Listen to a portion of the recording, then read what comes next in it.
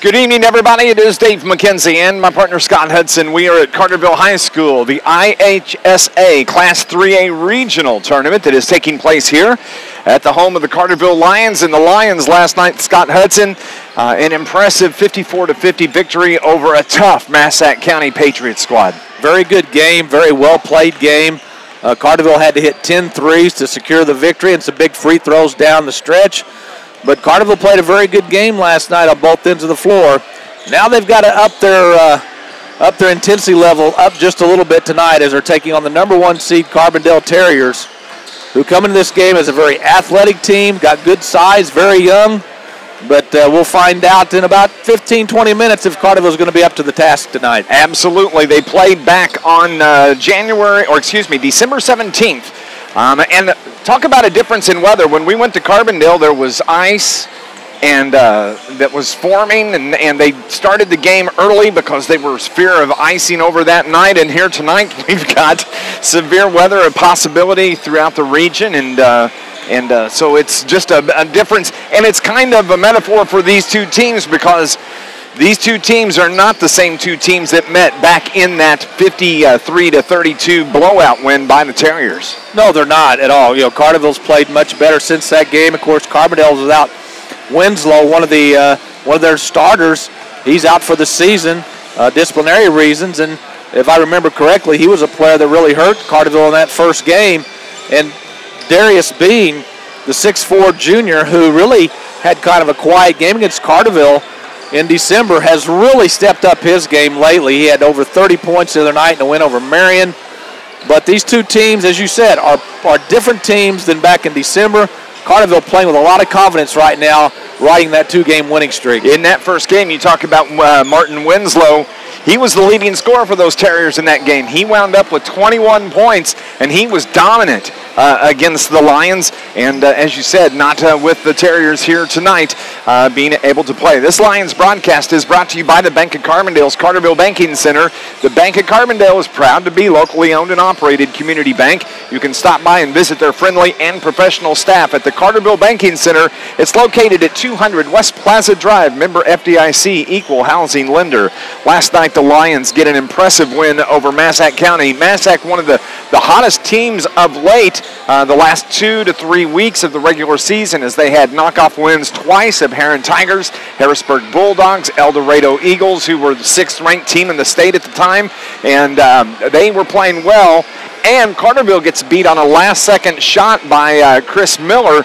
But last night, different ball game. Carterville played well. Defense was good. Got the key shots. Got the massive rebounds, and hit their free throws to close out the game. Yeah, Blake Jackson did a great job from the outside, hitting threes all night long. Carterville really had to play an outside game, if you will, because Taylor Heil was doubled, sometimes triple teamed on the inside. It was obvious to me that Massac County was not going to let Taylor Heil beat them, that it was going to have to be the guards and forwards. And Carterville got enough threes and enough big free throws down the stretch to hang on for the win. We're going to go on and take a break. I had a chance to talk to head coach Shane Hawkins a few moments ago and talk about these Carbondale Terriers and his Carterville Lions. It's the Lions and the Terriers coming up on News Radio WJPF. Let's go 2 here in coach's interview and then straight back to me.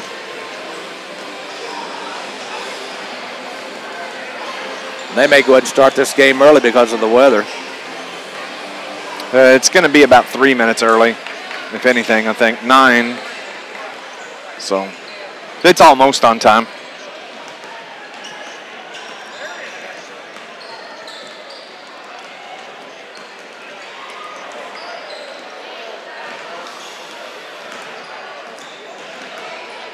What do you mean message files?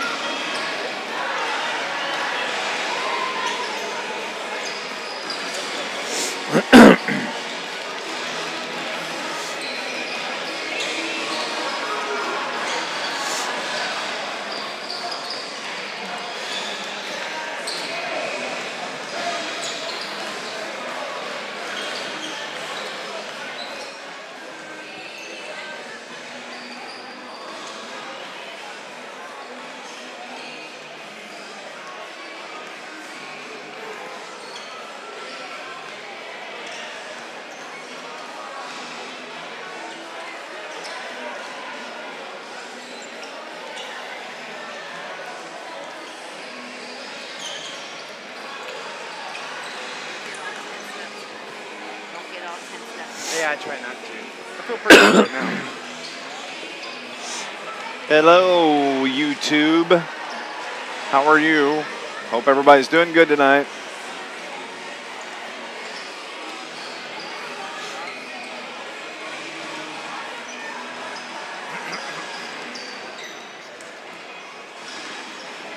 Are we at home or on the road tonight? Blues. They're at home. The new guy with them tonight? No, I think he went down to Chicago. Did they go on and complete it officially? Yeah, there was more players involved late last night. We got another 27-year-old kid that was in their minor league system, and we sent them back their goalie that we got from them in the Oshie trade, that Phoenix Copley. Yeah. We got a first this year, a second next year, then another conditional pick. So we basically got 3 picks out of it, plus this kid who some say he's got a lot of upside. He's 6'4", 220. So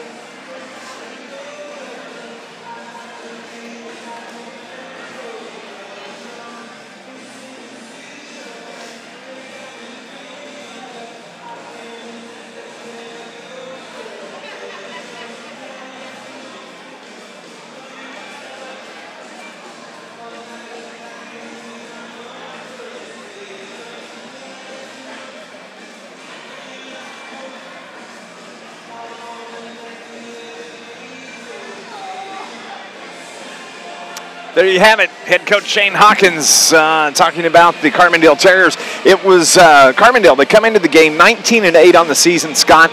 They finished second in the South 7, but they are not the same team that we faced back in December, as they've had a couple of players that are no longer with the team. One that is hurt that we've talked about, but these Carterville Lions are a completely different team as well. This is a team that over the course of the last 2 to 3 weeks of the season has really come together as a group, and you can see that they finally have bought into the Shane Hawkins style of coaching, And you can't really blame them for taking so long, as it's their third coach in 3 years. It takes a while to develop that chemistry.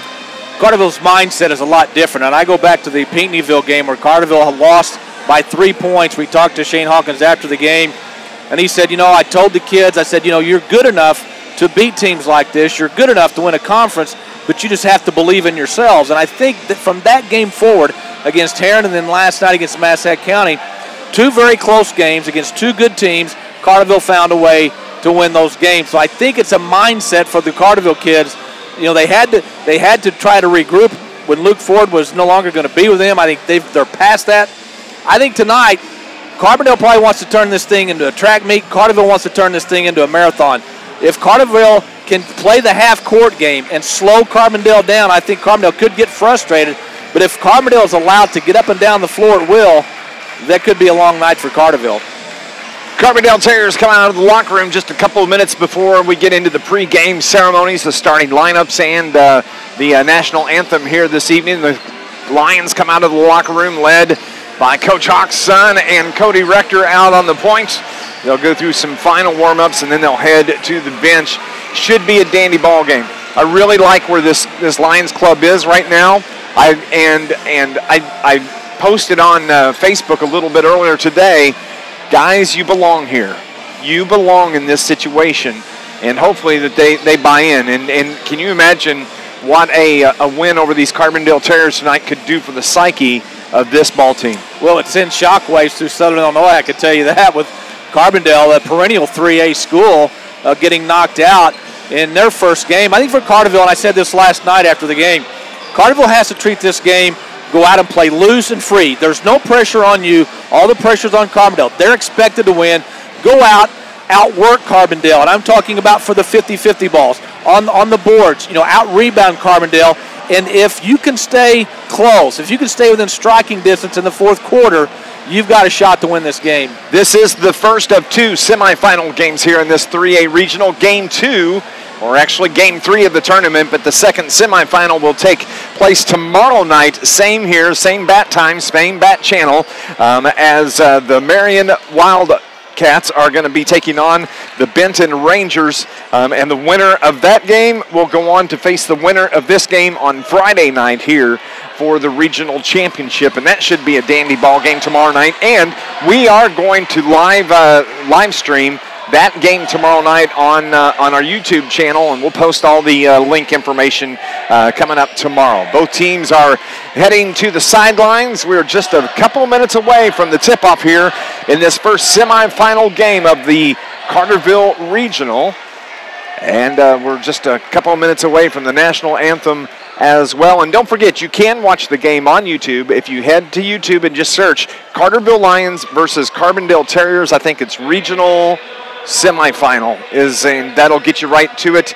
Or you can head to cartervillelionathletics.org and find the link right there. We're going to go on and take a break. When we come back, we got the starting lineups and the tip-off.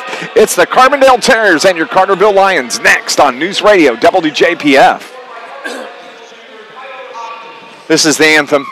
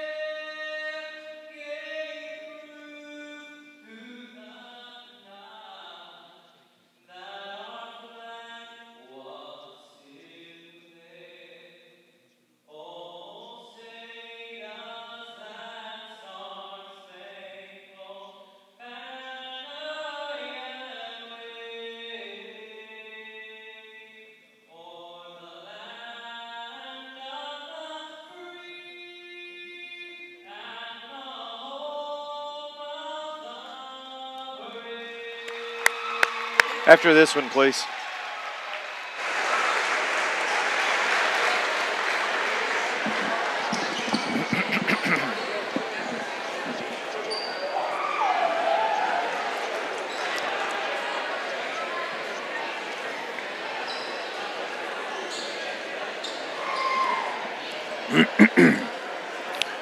Back at Carterville High School at State McKenzie with Scott Hudson, where we just wrapped up the national anthem, ready for the starting lineups here between the Carbondale Terriers and your Carterville Lions. Of course, the Lions are going to be the road team once again. They like playing in those blue uniforms.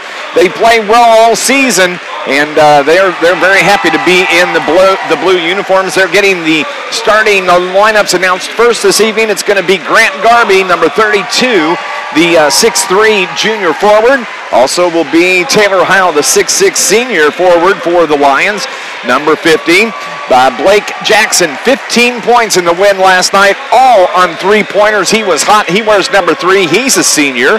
And then you have Justin Johnson, who had that dagger shot late in the game to ice it for the Lions against Massac. And then the point guard that hit the free throws to ice the game. That's a talented group of ball players out there. Well, they're playing very well together right now. And there's been time this year where this Carterville team, although they were very talented, did not play well together. Now things are starting to come around for the Lions, and of course this is the best time of the year to be playing your best ball in the postseason. We like to say they're starting to click. Yes. That's a special term there. That one's in the handbook, right? Now I'll tell you something else. If Carterville wins this game tonight, I will petition Carterville High School to do away with white uniforms next year. No more white uniforms. We'll just wear the blue all the time. Yeah, I agree. We'll do that. Carterville cheerleaders get the opening welcome cheer to the home fans on the far side from us, from our perch here in the quarter. And now the Carbondale Terriers, they are the number 1 seed in this bracket. Man, what a talented, or what a great season they've had. 19-8. They were second in the South 7, and just a very talented squad. And here's the other thing, they're young. They're going to be back next year. No senior starters, 3 juniors, a sophomore, and a freshman. This is they're quick, they're athletic. Bean, the brother of Anthony Bean, can shoot the ball if you leave him open. It's going to be a tall task for the Lions tonight, but you know what? They don't play this game on paper. They play it on the court. Anything can happen. They're going to start 6'4" junior guard forward Caney Acree tonight. He wears number 11. Number 14 is the 5'6" guard Austin Relaford. Number 23, James Baltz, the 6'2" forward center. He's a freshman that is starting. Then you have Darius Bean that Scott just talked about, the 6'4" junior, whereas number 25, and then Seth Owsley, the 5'10" junior guard forward. So it'll be Acree, Relaford, Baltz, Bean, and Owsley, the starting 5 for the Carbondale Terriers. This Lions broadcast is brought to you by Charlie's Air Conditioning and Heating in downtown Carterville for over 30 years. Certified York dealer. They service all brands. Call 985-2502, or you can even go online. Go to charliesairconditioningandheating.com.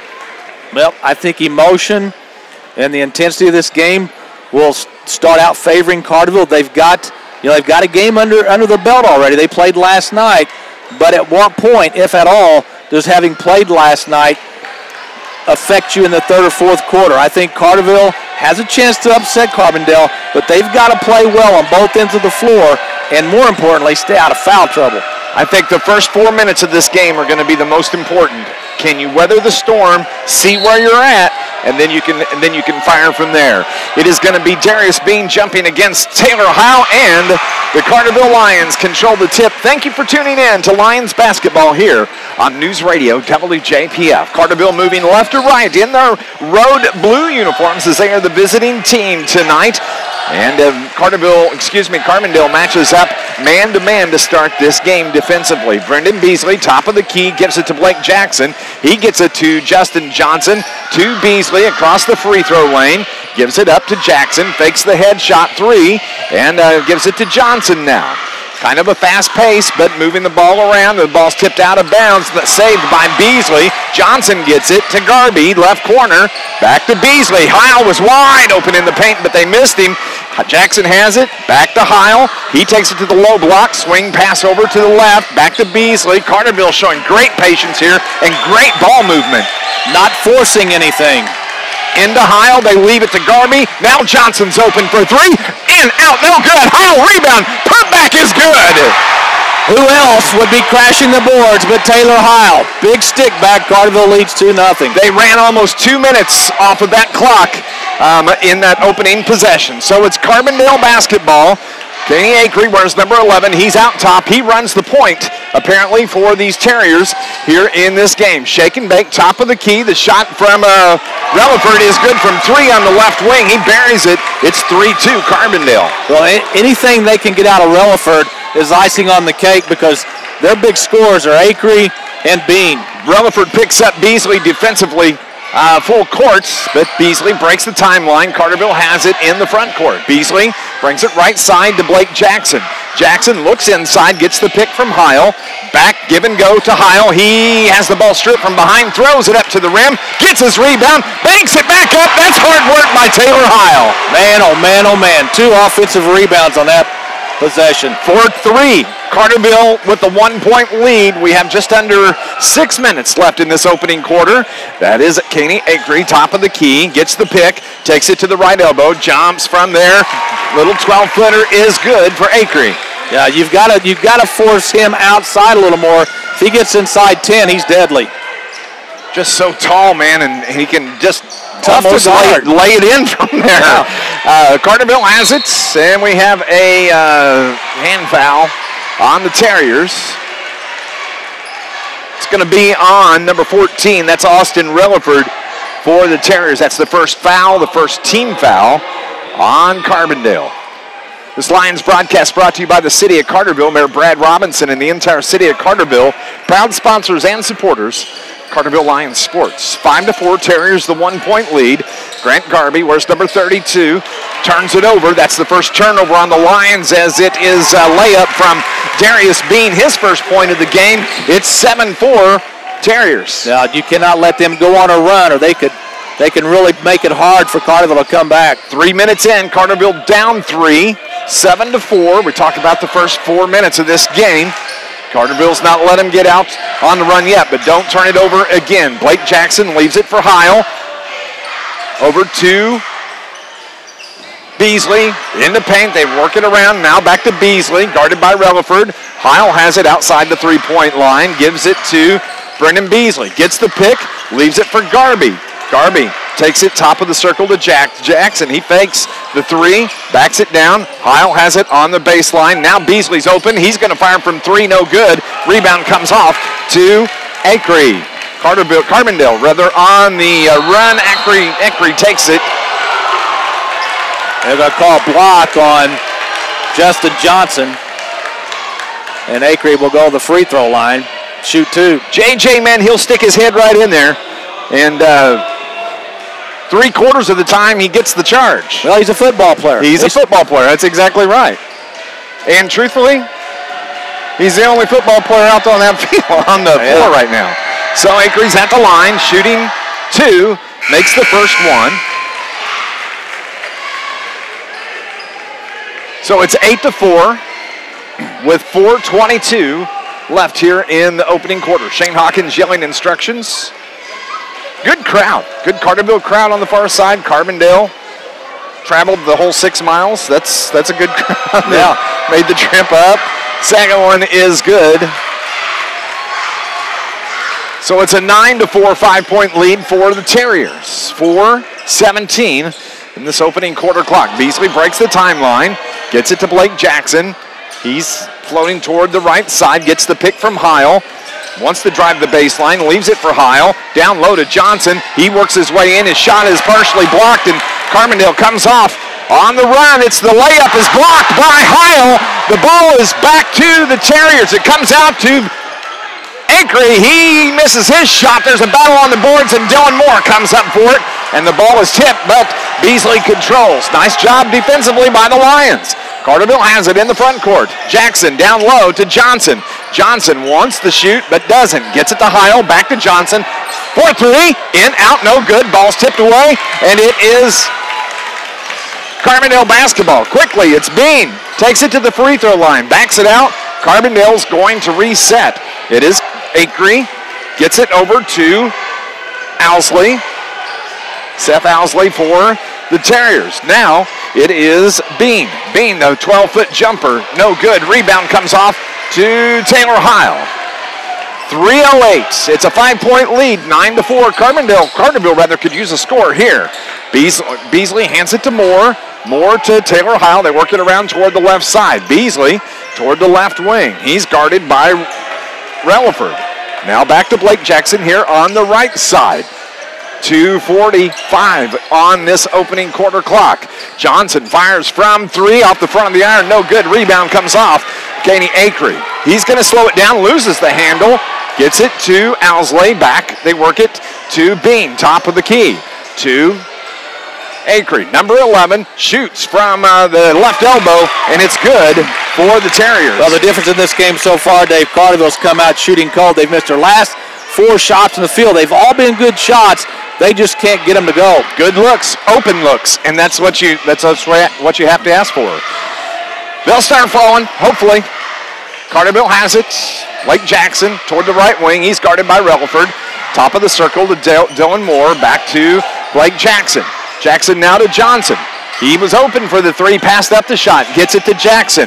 Now they get it to Beasley. He hops, skips, jumps, turns it over, and they throw it out of bounds. It's controlled by Relaford. He tried to hit Beasley with the ball, but it's going to be Carterville basketball. And Carbondale's playing a man-to-man, so it's very hard for Carterville's guards to get an open look because every time they look up, there's a big, long, lanky player right in their face. Martise Pennick checks in for the Terriers. The 3 ball from Blake Jackson is in, out, no good. He was hitting those last night. Here comes Kenny Acree. Gets it off to Bean, 4-3 from the left wing, no good. Rebound is up, and it is Pennick that gets the rebound. Somehow the ball is on the floor, and Carterville is going to control. We'll call that a turnover on the Terriers. Here come the Lions. Beasley, top of the circle, over to Blake Jackson. Gives it back to Beasley. Beasley across the free throw line. Backs it up a little bit. 1:20. It's an 11-4 Terrier lead. Carterville needs a basket right here. Taylor Heil, right baseline. Back to Johnson. Now to Moore. Moore gives it back to Johnson, to Heil. The catch, they're cutting Johnson. He loses the handle. It's a turnover on the Lions. Yeah, Johnson was headed towards the baseline, and Heil just let him a little bit too far towards out of bounds, and that's only Carterville's second turnover. But when you're having trouble scoring from the field like Carterville is right now, those turnovers seem like 2 or 3. Yeah. Well, it's 4 points right there we talk about points off turnovers at a minimum. It's a 4-point. Could hurt you by 4. Carbondale has it. We're under a minute to go, 47 seconds, as it is Owsley gets it over to Bean. Bean has it now. That was Acree with the basketball. Now Bean gets the pick, takes it to the free throw line, drives down the lane, and is able to get the little right-hand runner.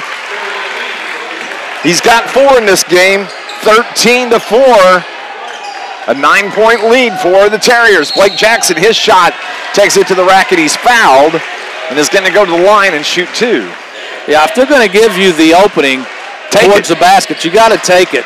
And Blake did a very good job of recognizing that, and he's going to go to the free throw line and try to get Carterville's a Carterville point, which they haven't had in quite some time.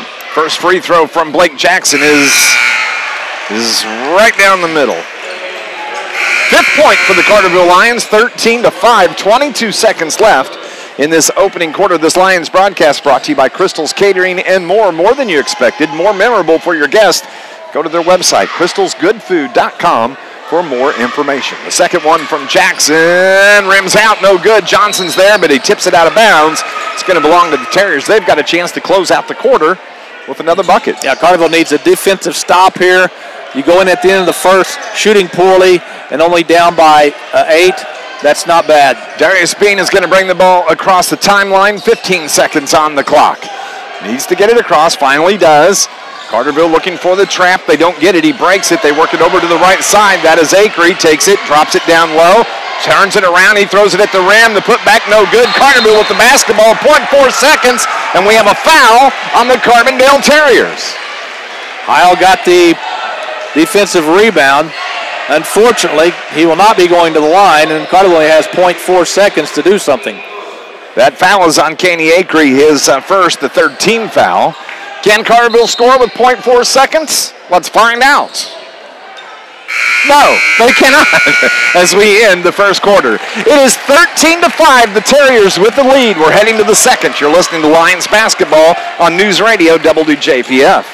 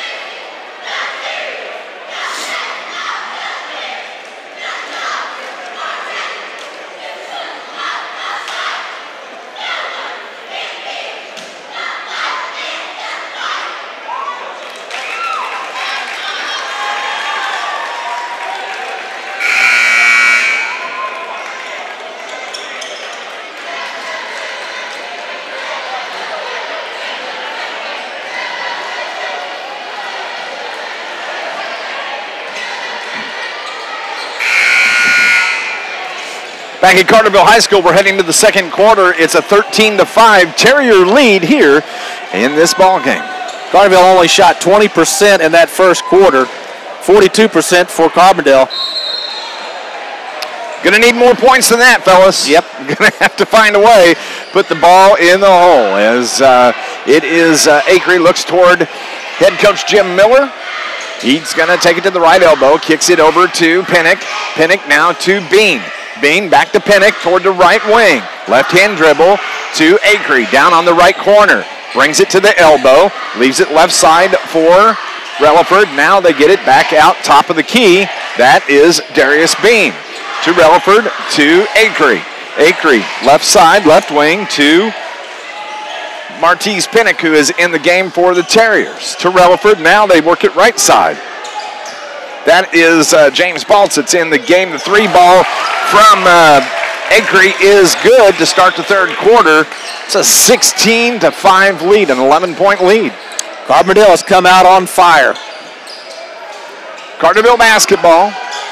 They're going to have to pick up the pace offensively.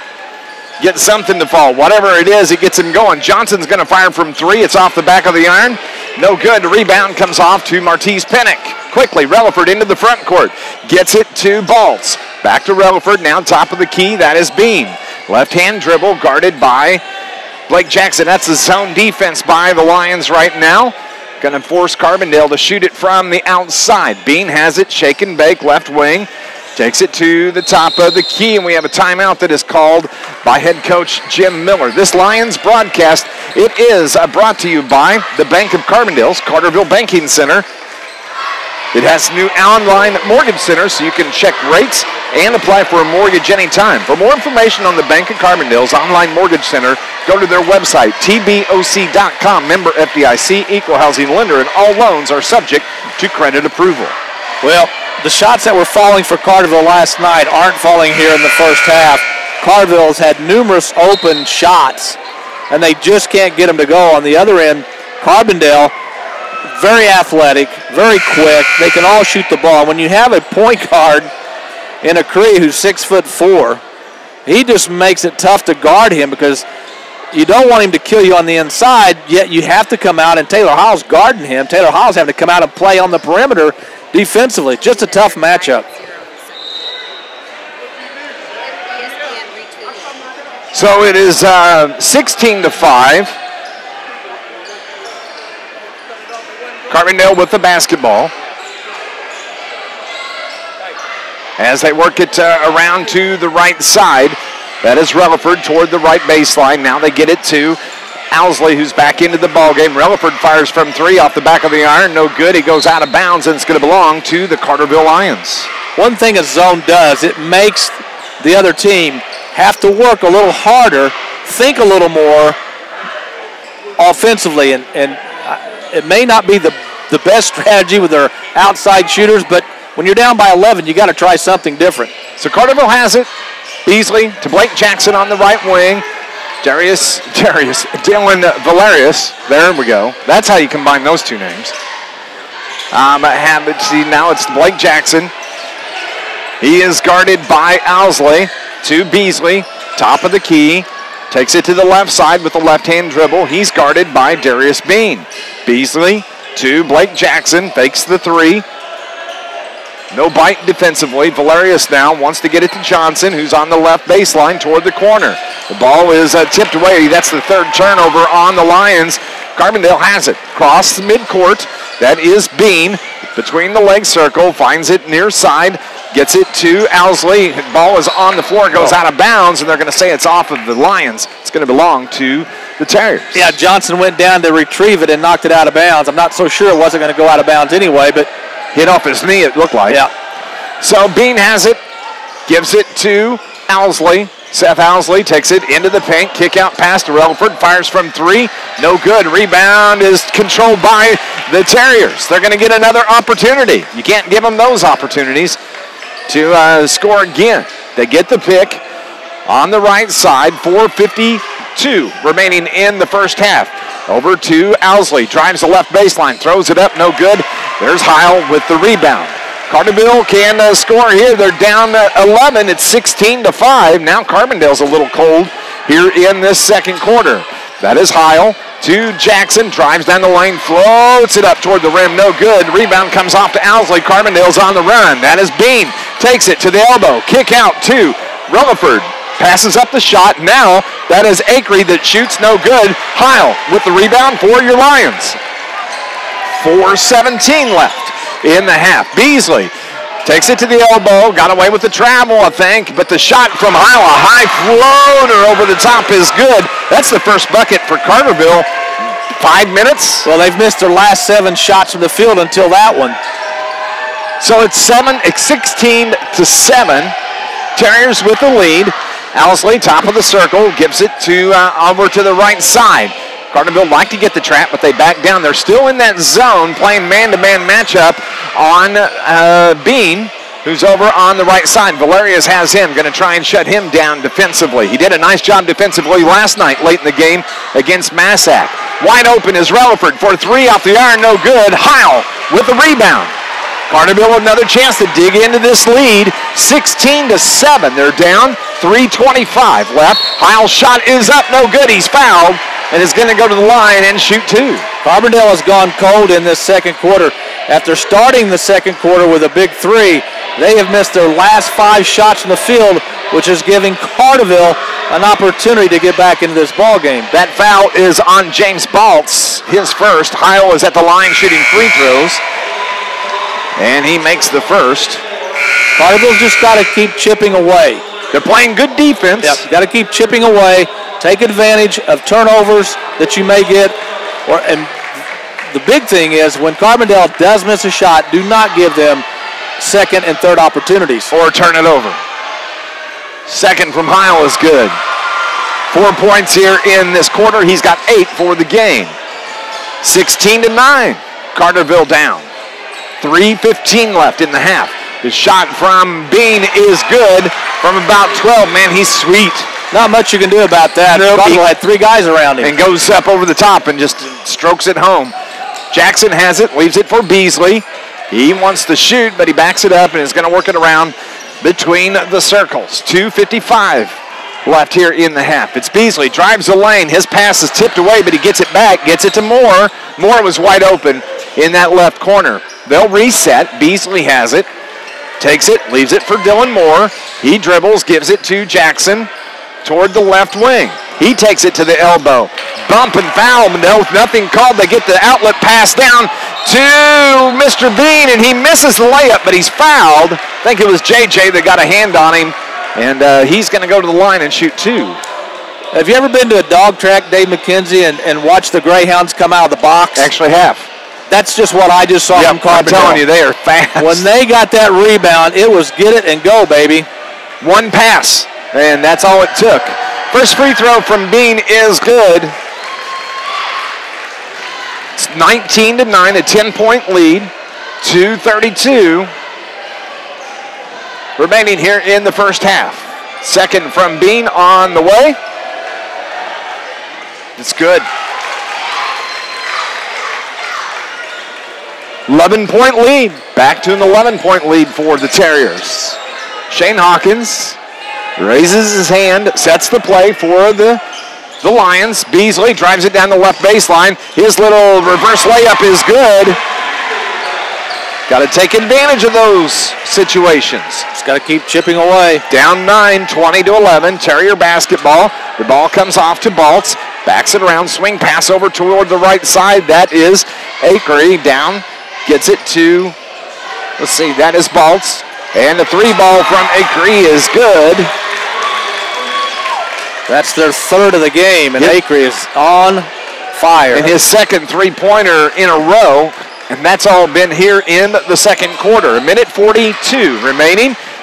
Moore is wide open on the left baseline, and we've got a foul that is called. That is going to be on Akery, his second. That's important. That's an important foul there. The one thing that impresses me about Carbondale as well, when it looks like Carterville has broken the defense down, and they find a wide open guy on the wing of the corner, they are so quick to react to that pass that the guy that we thought was open is no longer open. Akery comes to the bench, going to get a breather, 1:35 remaining in this game. He's got 12 points so far. That 3-ball is good from Blake Jackson. Good to see him finally get going. Maybe he can get things heated up. Well, that's 3 straight baskets by the Lions. 23-14, 1:15 left here in the half. Carbondale is set to slow it down. Jim Miller stands with his hands on his hips in front of the Lions bench. Working our way towards 60 seconds. A wide open lane, but they back it up. That is Bean that controls now. It was Relaford that had the lane open, but they're going to slow and hold for the final shot. No, they're not. As Bean, he just launches it. Was that a 3-ball? No, that was not a 3. Okay, just making sure. It's 25-14, back to an 11-point lead. Carterville, will they hold for the final shot? Dylan Moore, left wing to Justin Johnson. Hands it off to Blake Jackson. Shake and bake. He leaves it for Johnson. He works it left side. Now Dylan Moore, left wing to Beasley. Top of the key. Backs it up toward midcourt. 23 seconds. 25-14. Carbondale with the 11-point lead.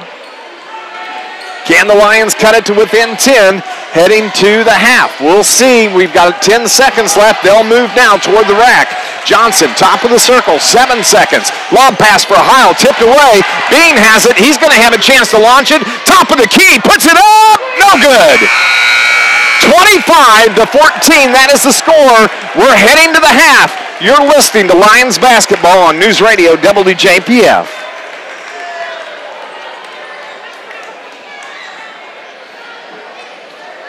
Let's go 3 here, please. 3.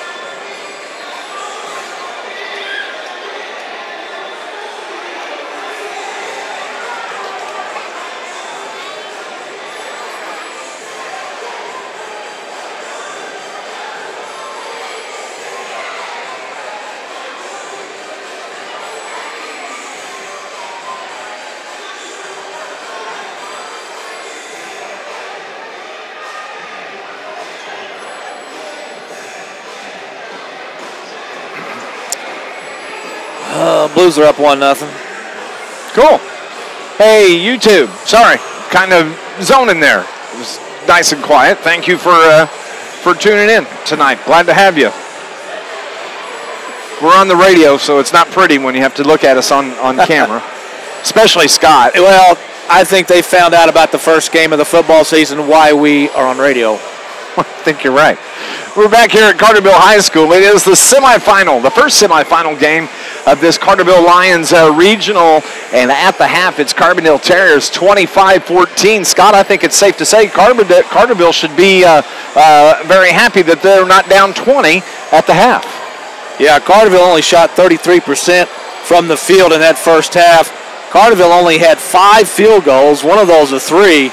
41% shooting for Carbondale. They really had an off shooting quarter in that second, although they did have a couple of threes. Rebounding, Carbondale out-rebounded the Lions 11-9. They were led by Acree with 4. Taylor Howell already with 8 rebounds in this game. Carterville 5 turnovers, only 1 turnover for Carbondale. I think you talked about the first 4 or 5 minutes of the game being critical. When you're down by 11 to a team like Carbondale, the first 3 or 4 minutes of this third quarter is going to be critical to Carterville. If they can make a little bit of a push, cut that deficit down to maybe 6 or 7 points, then you might have a ball game. But you cannot let Carbondale come out strong in the third. You talk about Taylor Howell. He's got 8 rebounds for the Lions. He also has 8 points, and he's the leading scorer for them. It's Blake Jackson. He's got 4, and the only other points came from Brendan Beasley on a little layup that he had in the second quarter. Carterville scores 14 points. Man, it's becoming a habit sometimes, these low-scoring halves that they have in these games here late in the season. Yeah, you really can't figure it out because, you look at some games like Heron, Pinckneyville, and some others where Carterville really shot the ball well from the field, even last night.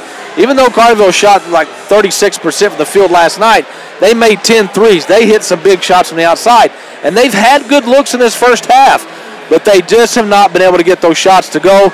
Carbondale, though, they're man-to-man. They are so quick to get to the ball that it's very hard for Carterville to get an open look, especially in that second quarter. This Lions broadcast, it is brought to you by Charlie's Air Conditioning and Heating in downtown Carterville for over 30 years. Certified York dealer, they service all brands. Call 985-2502, or you can even go to their website. Go online, visit charliesairconditioningandheating.com. As you look at the scoring for the Carbondale Terriers, they are led by Gainey Acree. He's got 12 of their 25, and then Darius Bean has 10. So those two, just like they have been for the last few games, doing the majority of the scoring, and they're scoring from everywhere. From inside the paint, outside, they're launching threes. They are not afraid to put the ball toward the hole. Well, Acree is a mismatch for any team they play. Yes. I don't care if it's Class 1A or 6A. His size, his ability to handle the ball like a guard and penetrate like a guard, and then go inside and play like a big man. It's just, there's not a whole lot you can do. Carterville went to a zone to try to slow them down a little bit, and it worked. I think Carbondale, sometimes they want to get it and go, and when they have to be patient on offense, I think sometimes they get a little frustrated. But Acree and Bean, they are two dynamic players, and Carterville's going to have their hands full in the second half. You know they're going to get their points. You just kind of hope you can contain them just a little bit, that they don't get carried away, because they can get carried away in a heartbeat. And but you have to take advantage for the Lions. They are going to have to take advantage of every possession in this second half. They need points every time down the floor, whether it's a 2, a 3, or if they get fouled and go to the line and get some free throws. That's what it's going to take to climb back in this game. Well, what even makes it tougher is Carterville's having to run a lot of time off the clock before they can get a good look. And when you're down by 11, the clock's not on your side. Right. So you've got to treat every possession like gold in the second half, and you've got to get some defensive stops. You've got to be able to come up with some turnovers. Carbondale with only 1 turnover in that first half. Carterville's got to do a better job there as well. Second semifinal of this tournament is going to take place tomorrow night. It's going to be the Benton Rangers against the Marion Wildcats. 7 o'clock is the game time, and we're going to have the game right here on YouTube on the live stream for you as well. Tomorrow I'll post the link on our Facebook and our Twitter accounts so you'll know who to talk to or where to go to.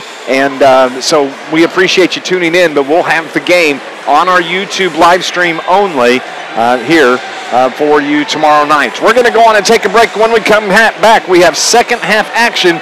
It's all next on News Radio WJPF.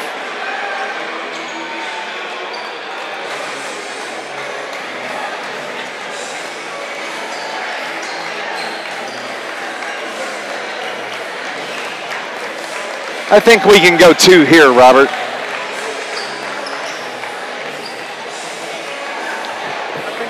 I think that cable's long enough you can hold your phone out.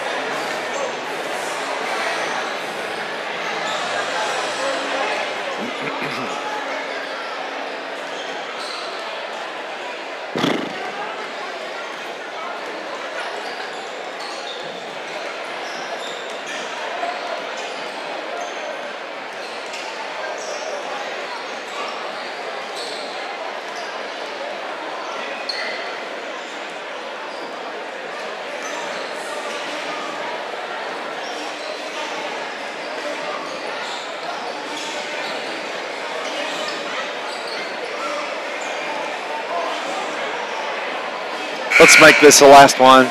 Make this the last one.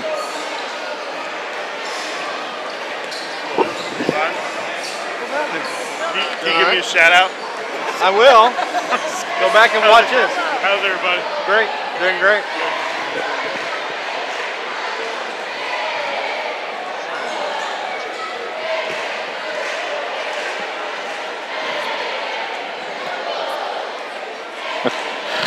Back at Carterville High School on a Tuesday night as we're at the half, getting ready to start second half action. Got to give a shout out to my buddy Pablo. You come up here. Is this live? Is this live? Yeah, we're live. You did tell him he has to pay us a fee to do that, right? He'll pay. Believe me. He'll pay. This Lions broadcast, it is brought to you by Artworks in Carterville, specializing in custom graphics and apparel. They're in their new location, 209 West Commercial Drive. You say, where's that at? Go to Tequila's. They're right next door. They offer in-house embroidery. They also do brochures, logos, posters, as well as vinyl signs and decals. You can find them online. Visit artworkscustomgraphics.com. Second half action ready to go. What do you think? Well, Lions get the ball first. They've got to hit those outside shots, and they've got to play good defense. They really need to. Going into the fourth, Carterville needs to be down by less than double digits to have a chance. I agree. And preferably within 5, I think. I'll take it right now. Absolutely. Beasley has it. They're moving. Lions are moving right to left. The shot from the left corner, no good by Jackson. Here come the Terriers. Bean quickly into the front court, drives the left baseline, floats the pass out to the other side. Carterville's going to work it around the perimeter. Darius Bean, left-hand dribble.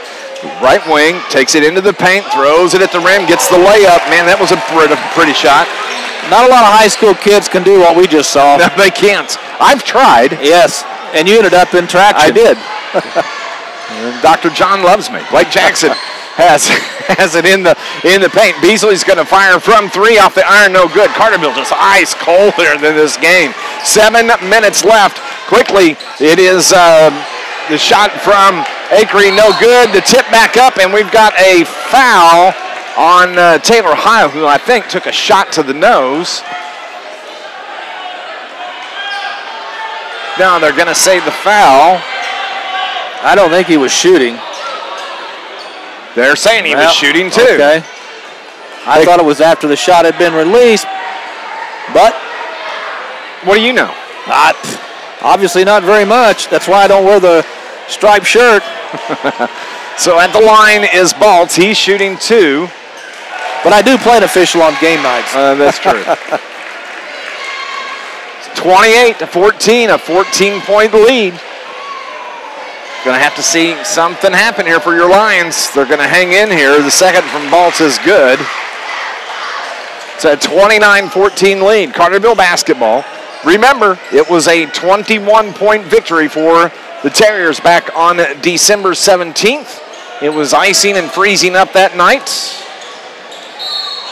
Severe weather in the area are expected this evening. We have a foul by the Carbondale Terriers. I think that's going to be on Relaford, his second, the first team foul on the Terriers.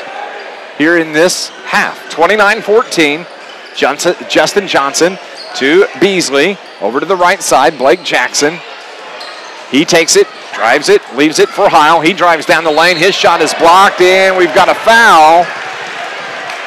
And Taylor Heil is going to go to the line and shoot 2 free throws. Yeah, they're going to call a block on Bean. So Heil will go to the free throw line. Heil has 8 rebounds in the game. And he's hit all 3 of his free throws taken so far. That's the first point for the Lions here in the second half. Heil's second on the way. It's good. That's a good omen when you're hitting your free throws. Down 13. Carbondale basketball. Swing pass over to Owsley. Gets it to Relaford. Now they back to Owsley. Leaves it for Acree. The basketball is turned over, thrown away. As a matter of fact, Carterville could cut into this lead a little bit more. Justin Johnson's wide open. Passes it off, though, to Heil. Left elbow to Blake Jackson. Left wing. He's going to launch it off the iron. No good. Rebound controlled by James Balta of the Terriers.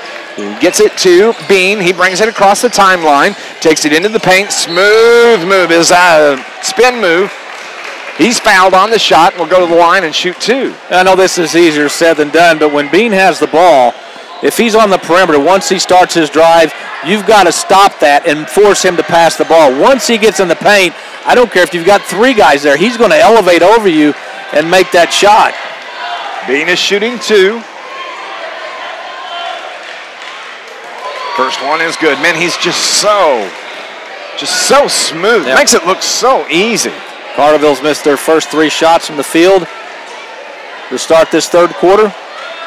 All good looks, just won't go down. Second free throw is good as well.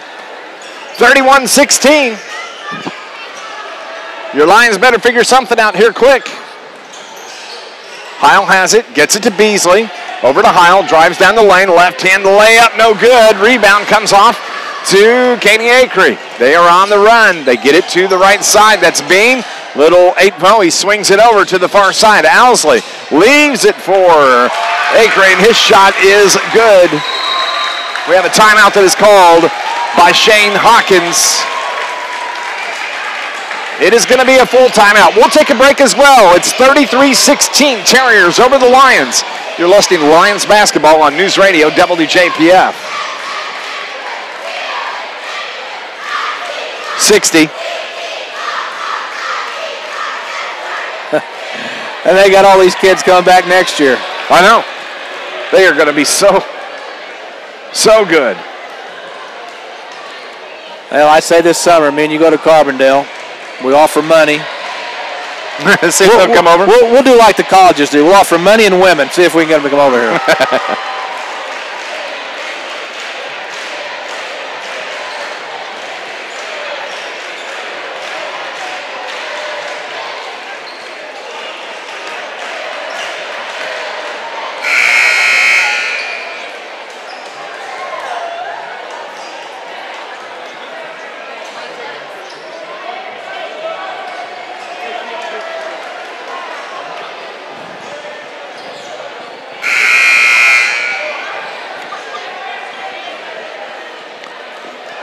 5.5 minutes left in the third quarter. It's Dave McKenzie with Scott Hudson. Thank you for tuning in here to Lions basketball on News Radio WJPF. It's brought to you by the City of Carterville. Mayor Brad Robinson and the entire City of Carterville, proud sponsors and supporters of Carterville Lions sports. Carterville basketball, the length of the floor to go.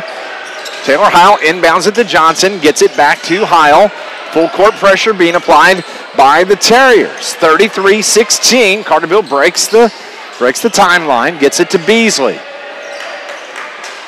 They need points, whatever it is. 1, 2, or 3. They'll take whatever they can get right now as Jackson fires from 3, in, out, no good. Rebound controlled by Bean for the Terriers. Takes it to the length of the floor, has the ball stripped. Beasley comes out of it. That's a turnover on the Terriers. Their second here in the half. Carterville basketball. Johnson to Dylan Moore. Over to Beasley. Left corner drives. Leaves it down low for Heil, and it's tipped away. Beasley comes out of it, though. Moore is open for 3 off the iron. No good, and it's going to belong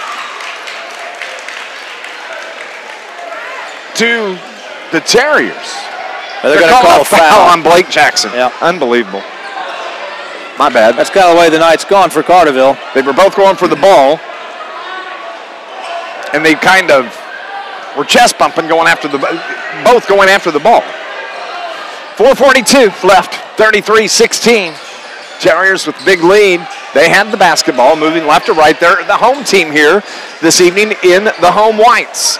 Going to work around the perimeter. Jim Miller saying we're going to be a little patient now. It's the third quarter. We'll take some time off the clock. Carterville is content to set back in this zone. They're going to change positions. JJ's going out top, put some pressure on Mr. Acreed.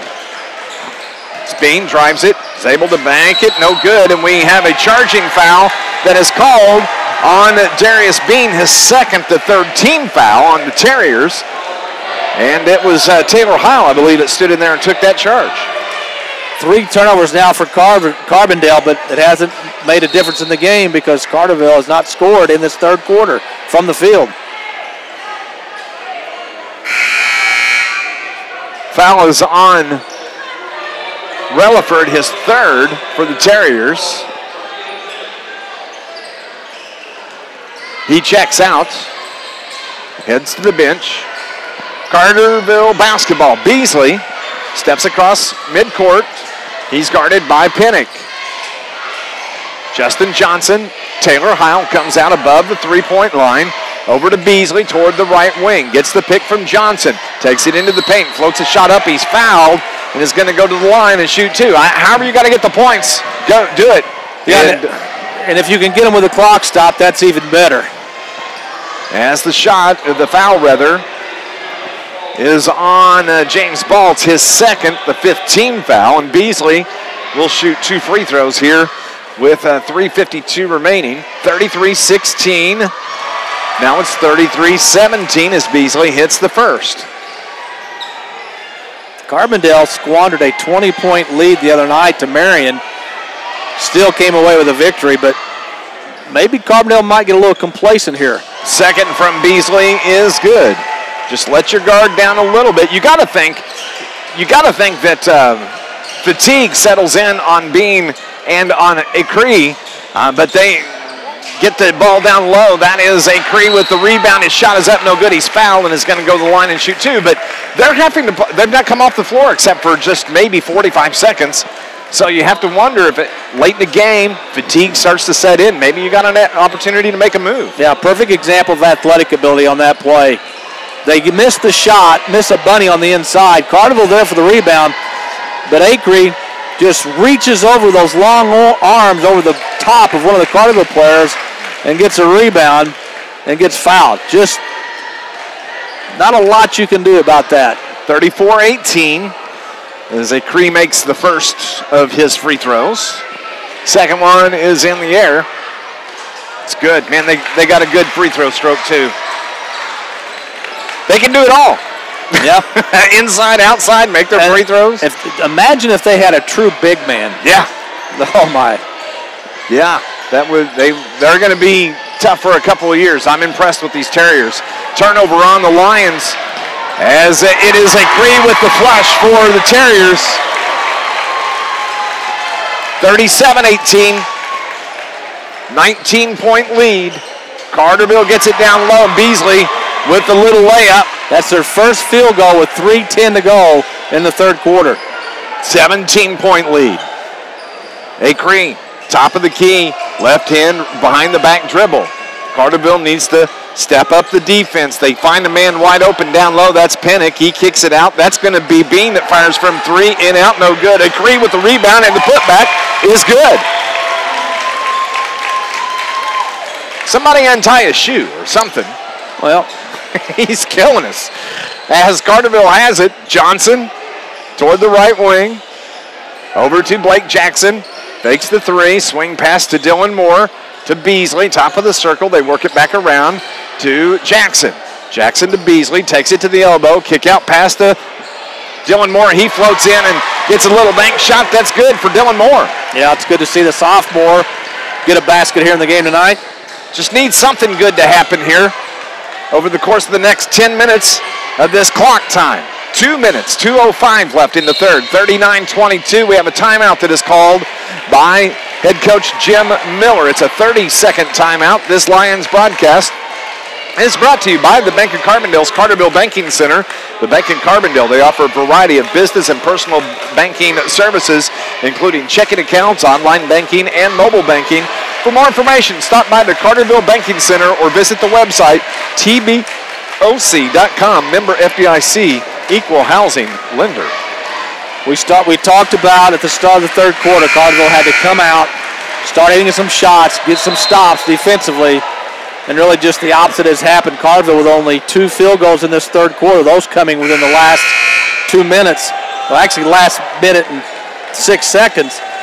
Carbondale is just a very talented team, and a lot of things were going to have to happen for Carterville to pull the upset tonight. One of those is Carbondale is going to have to play not very good. Well, they've played very well. They've played very well. They have the basketball with 2:04. They get it into Darius Bean.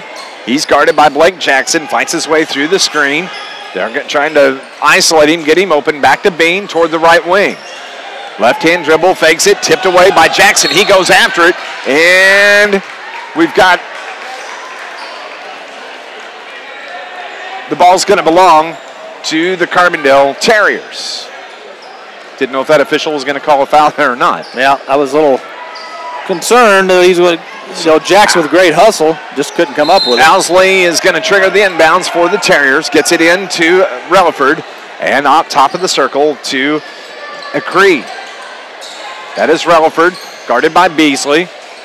Over to the left side, Bean has it.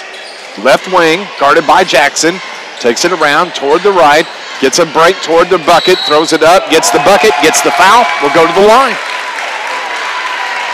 Well, you just got to hand it to Bean. He's just a very good player. And, you know, when Carterville played them in December, Bean really wasn't even a factor in that game as much as he has been in this one. He's really turned it on recently. He had 14 points in that game. And it was a quiet 14. Misses the free throw, 41-22.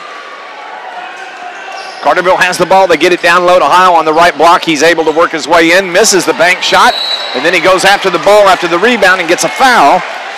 Frustration foul on Taylor Heil. The 16th foul. They're saying that's a third foul on Heil. I've got him for 2. 1:14. Carterville forces a turnover. The 4th, Heil goes to the rack for the flush, and he's blocked by Acree, and we've got a technical foul called on Acree. I think he kind of looked at Heil, stood over the top of him, and I think that's what it's going to be. Yeah, you can't taunt a player, and I think that's exactly what he did. Well, assistant coach for Carbondale, chatting at Mr. Acree. I believe that's Ryan Thomas. And the officials are talking to Miller. So at the line is Heil. He misses the free throw.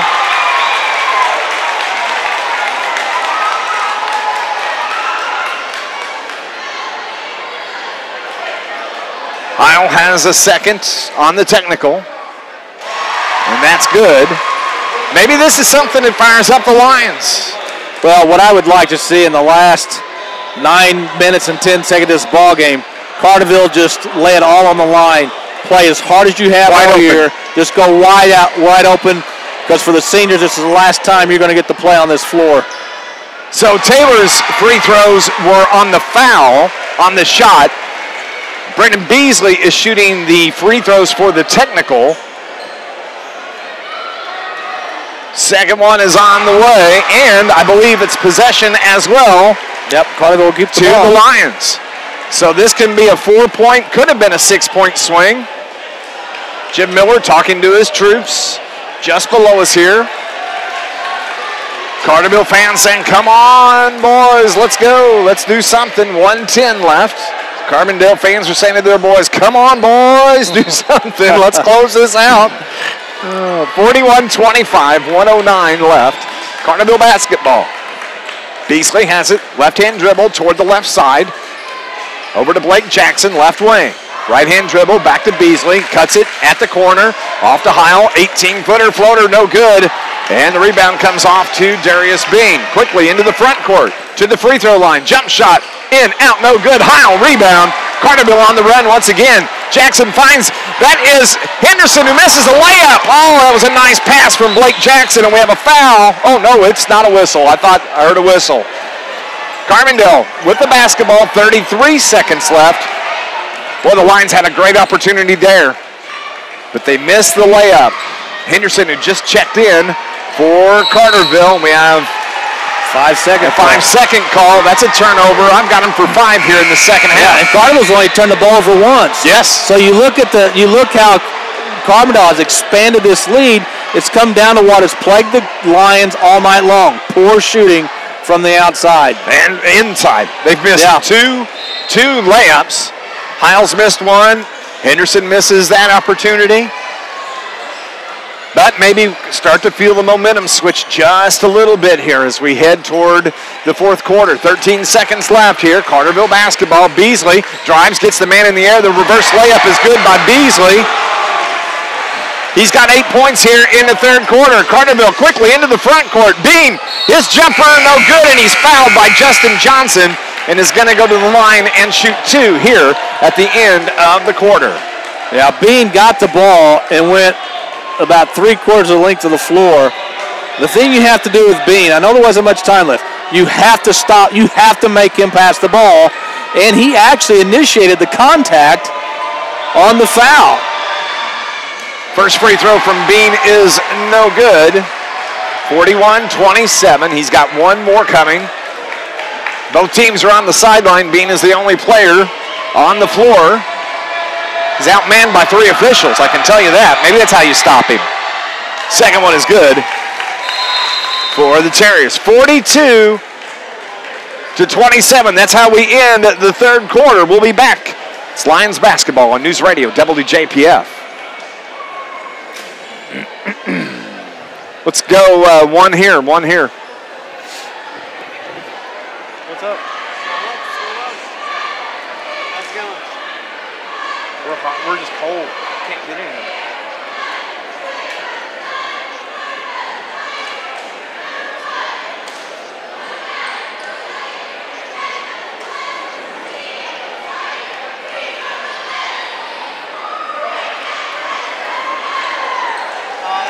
Heard you give a shout out to Poplar.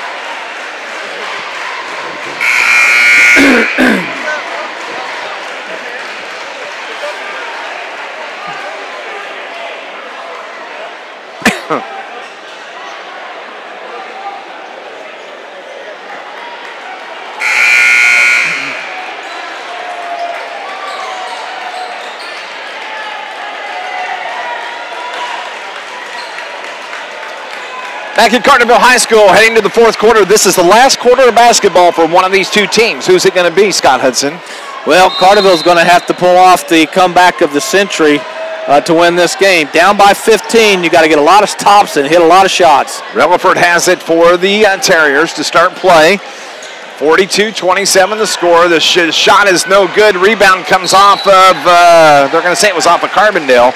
I think they got away with one. I thought it was off of Carterville, but we'll take it. That's a good start. Yeah, I agree. I also thought he may have gotten fouled once he got into the lane.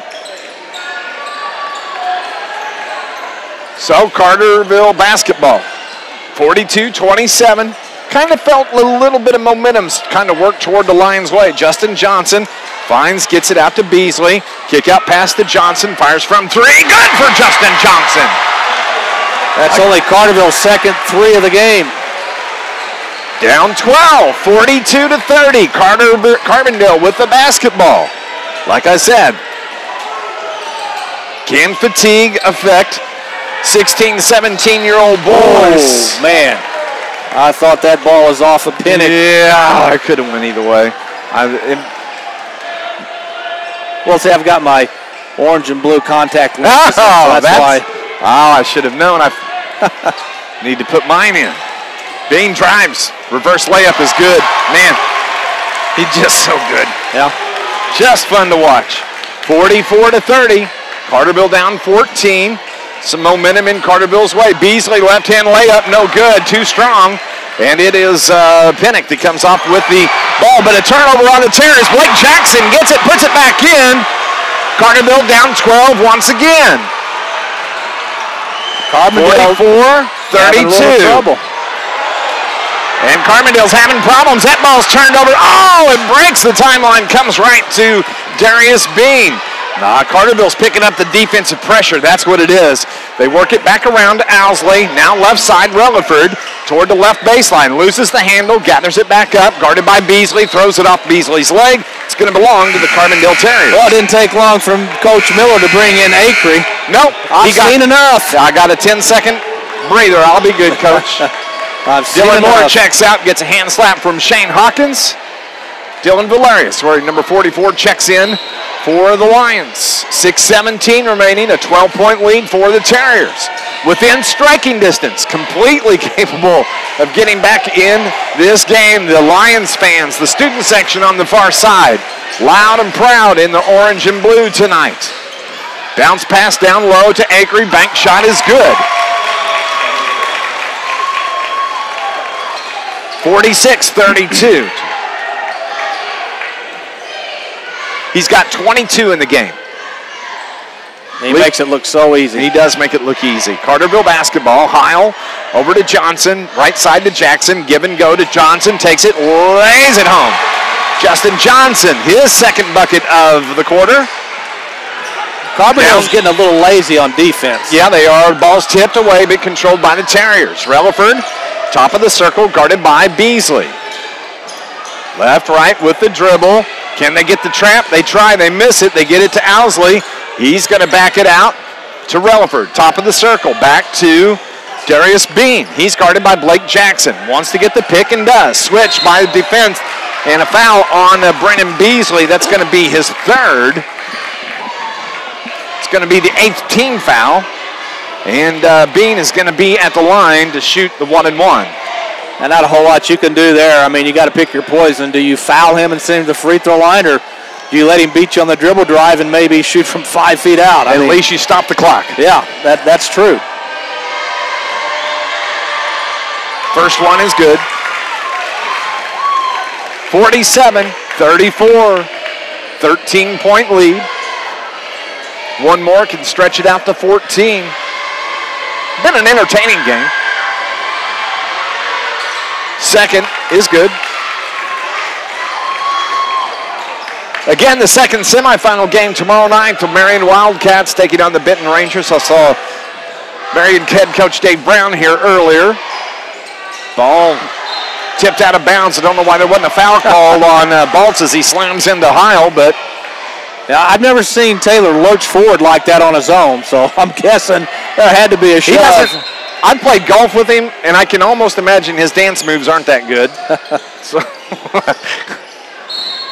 well, whistled a foul on the backside of the play. I think they'll call Bean for coming around the back of Jackson trying to steal the ball. Third foul on Darius Bean, the 6th team foul. Oop, 7th, 8th. Boy, I missed a couple. That's the 8th team foul. So Jackson's at the line, shooting the 1-and-1, hits the first of, gets the bonus now. 48-35, a 13-point lead for the Terriers. The second is cut to 12 by Blake Jackson. Carterville, man-to-man, full-court press, 4:48 left, 48-36, a 12-point lead. Carbondale breaks the timeline into the front court, to Bean, spin move down the baseline, kicks the pass out to Relaford. Don't know how he even got that pass. I don't know. Looks like Gumby out there the way he twists and turns. Acree across the top of the line, and we have a whistle and a foul on the Carterville Lions. Foul is on number 5. That's Justin Johnson, his 4th, 9th team foul. Acree will be at the line, shooting the 1-and-1. And they are a good free throw shooting team. So yeah, they are. You have to hope that maybe they miss a couple on the front end, and maybe you go down and get a couple threes. And they're 11 for 14 on a quick count. First one is on the way. good.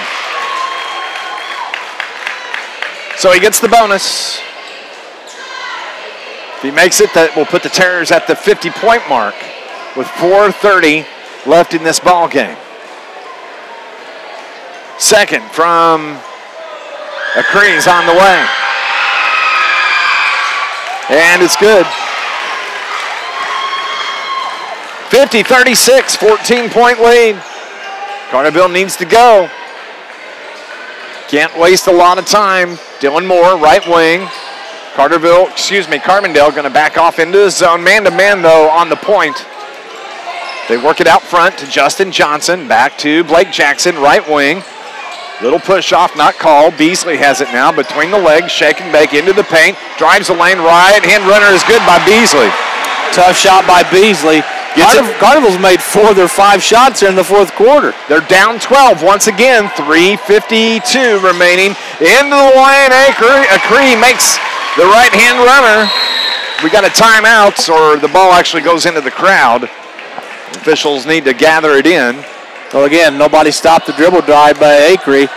He got the ball, went right down the lane, and made a nice shot. Carterville into the front court. Beasley has it. Back to a 14-point lead. Justin Johnson, top of the circle to Taylor Heil, who comes out across the top of the three-point line. Beasley gets it to Jackson. Back to Beasley toward the left corner. Wants to drive the baseline, backs it up. Nice trap there defensively by the Terriers. Swing out, pass out front, and they turn it over. Here come the Terriers, and the flush from Darius Bean. Their speed and quickness has just been too much tonight for Carterville. Yes, it has been. That was a big bucket. Beasley fires from 3, in, out, no good. Rebound comes off to the Terriers. Once again, it's Bean into the front court. Top of the circle, Acree with the ball. Looks for the Terriers to come out defensively. Under 3 to go, 54-38. Time is ticking for these Carterville seniors. The shot no good. Heil gets the rebound.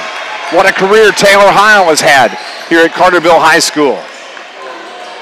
Carterville with the basketball. Jackson fires. Foul. Makes the 3 and is going to go to the line for the 4-point play. That's Carterville's second 3 in this fourth quarter. They only had 1 in the first 3 quarters. Carterville's down by 13, looking to cut it to 12. Big shot. Dylan Valerius is coming in. Going to give Justin Johnson a bit of a breather. 2:41 on the clock. Both teams with 9 fouls. The foul was on Relaford. That's his 4th. His 3rd. Second, or the free throw from Jackson is good.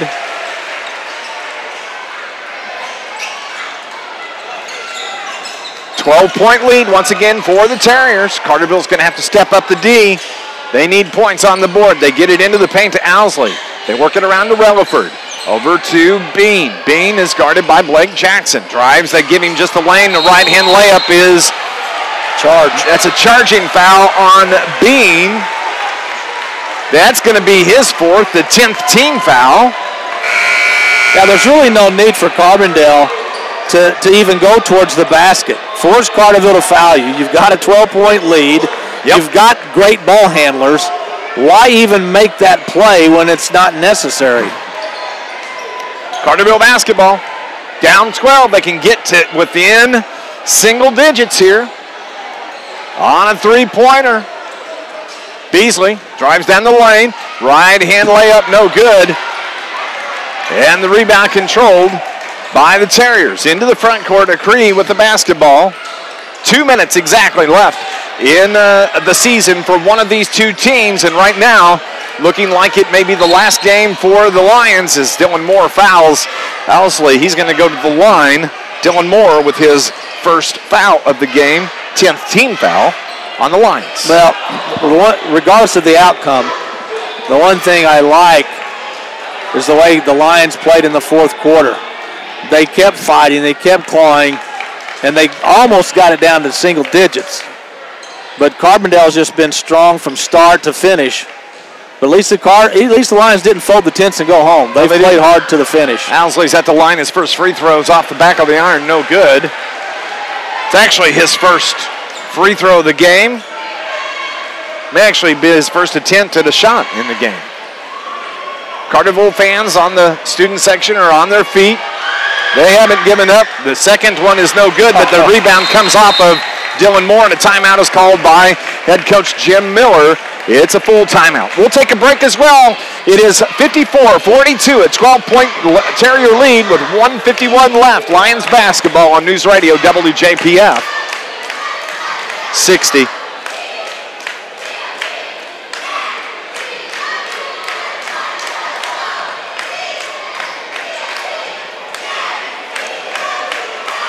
Well, Edmonton's winning 2-1 now.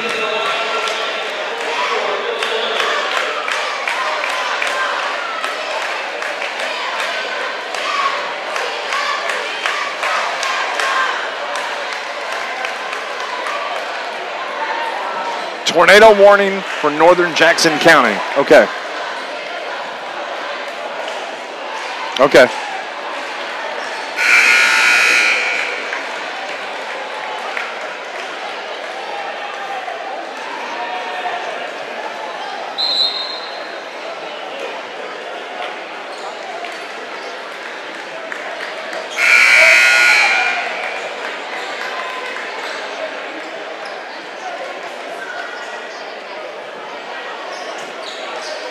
.151 remaining in the ball game, 54-42. That is the score. The Carbondale Terriers lead by, as we're under 2 minutes left. Understand some severe weather starting to break into the area. Jackson County, you're under the gun. Northern Jackson County up around Ava, up in that area. Be on the lookout here this evening. Hopefully we'll get this game wrapped up here this evening.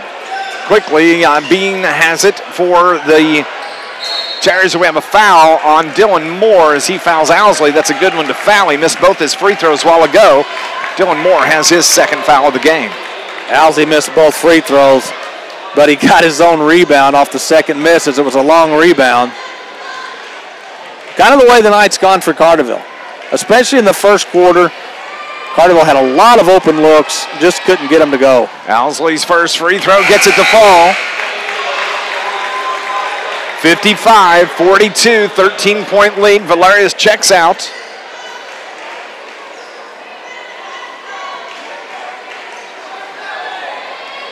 Second one from Seth Owsley is good. 56-42, a 14-point lead, a minute and a half. Carterville can waste no time. They need to be launching shots here. Taylor Howe has it. Gets it to Beasley. He drives, gets a run at the lane, backs it up, loses the handle, turns it over. Quickly, the outlet pass comes to Bean. He can't handle it. It's a turnover on the Terriers. I got him for 6. I got him for 8. All right, Either way, Carterville has not taken advantage of those in the second half. No, they have not. 110. 14-point lead. Beasley over to Blake Jackson. He fires it from 3 off the front of the iron. No good. They went over the backboard. Didn't hit anything, though. No. I guess they're going to say it went over the back of the backboard, so they're going to give Carbondale the basketball. 102, 62 seconds remaining in the Lions season, and we have a foul from behind on Taylor Heil.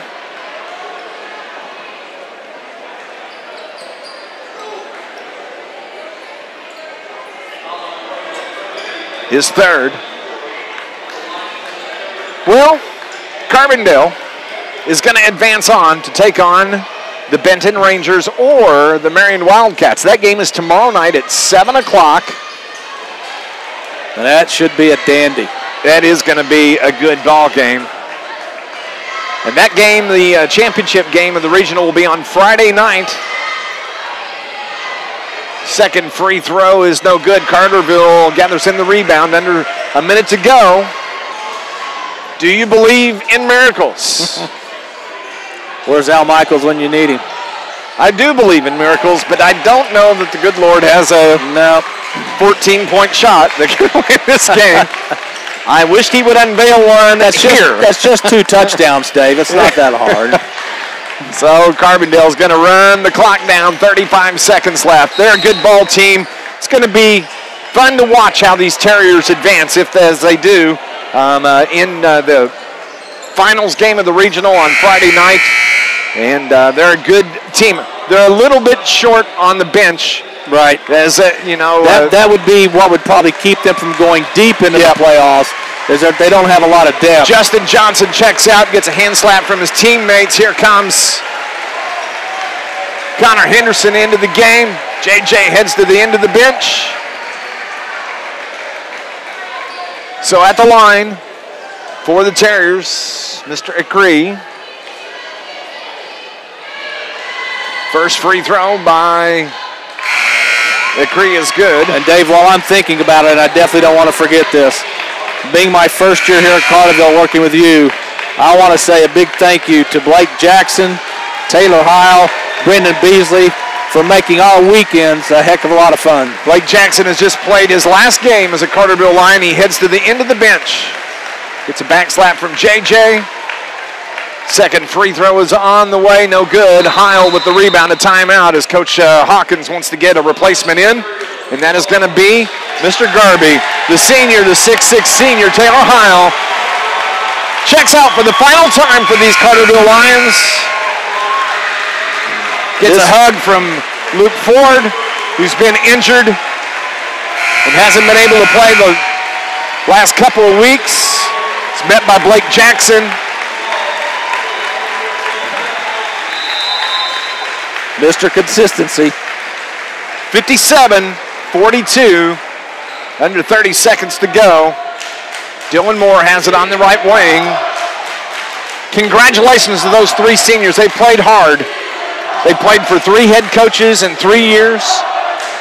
And wherever their future takes them, we wish them well. They've served their Carterville Lions and this community proud as Carterville Lions, and we just thank them for everything that they've done.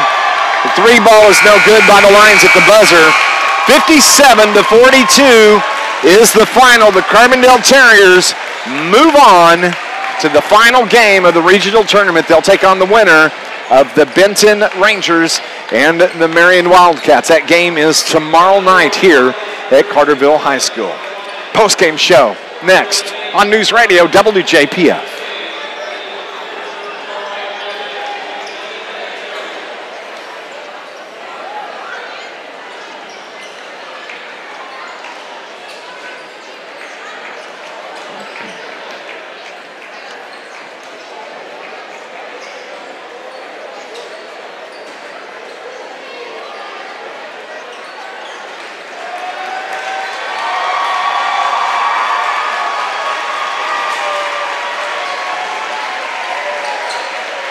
Let's go 3 minutes here, please. 3.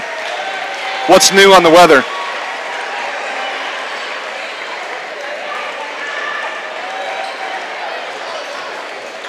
Okay.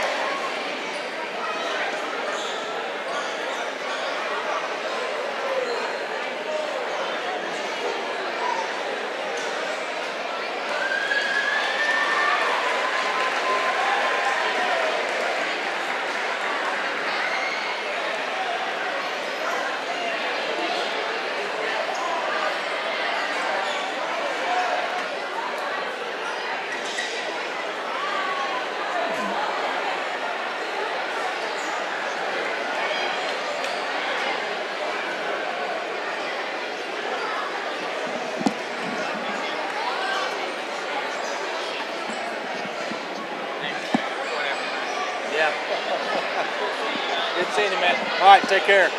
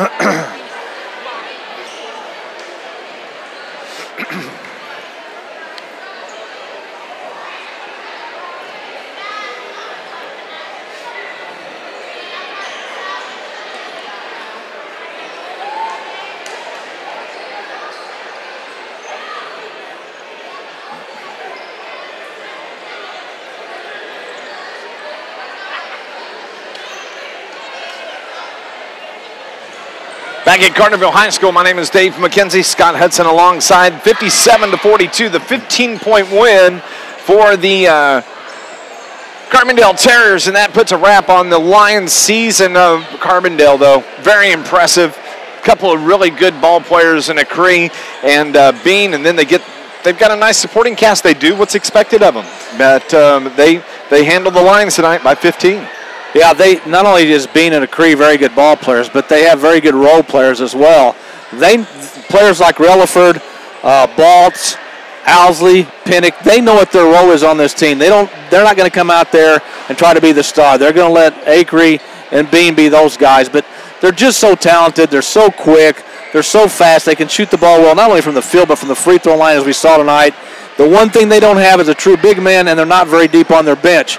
But that may not be enough to keep them from winning the regional here. But give Carterville credit. In the fourth quarter, Carterville kept fighting back, almost cut the lead to single digits at one point, but just too much Acree, too much Bean, and hats off to them. They deserve the win tonight. It was quite the season for the for your Carterville Lions. Their season comes to an end, and we said once again, tomorrow night is the other semifinal. Carbondale will find out who they're going to play, and that will be the winner of the Benton and Marion Wildcat game, as Carterville is going to finish their season 17-14 on the year.